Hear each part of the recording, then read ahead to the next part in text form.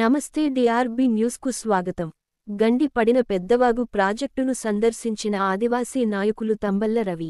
ప్రభుత్వం నిర్లక్ష్యం వల్లే ప్రాజెక్టుకు గండి. అధికారులని వెంటనే సస్పెండ్ చేయాలి. పంట నష్టపరిహారం ఎకరానికి 25 లక్షలు ఇవ్వాలి. తక్షణ సాయం కింద నష్టపోయిన ఇంటికి 5 లక్షలు ఇవ్వాలి.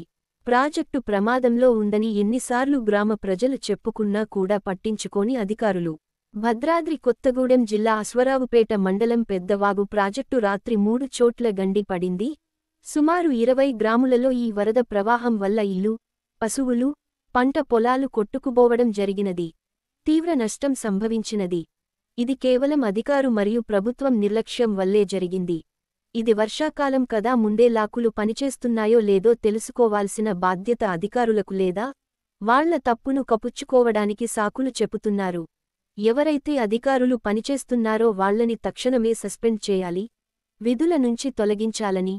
ప్రాజెక్టు ప్రమాదంలో ఉందని చుట్టుపక్కల గ్రామాల ప్రజలు ఎన్నిసార్లు చెప్పినా కూడా పట్టించుకోని అధికారులు ప్రాజెక్టు బాగు అయ్యేవరకు పంటలు వేసుకునే అవకాశం లేదు.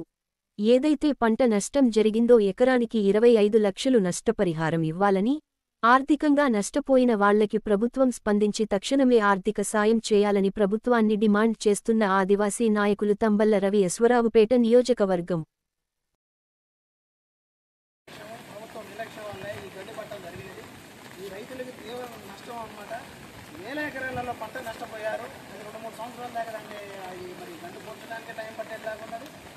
ఎవరైతే ఇక్కడ ఈ అధికారులు ఉన్నారో అధికారులు సస్పెండ్ చేయాలి.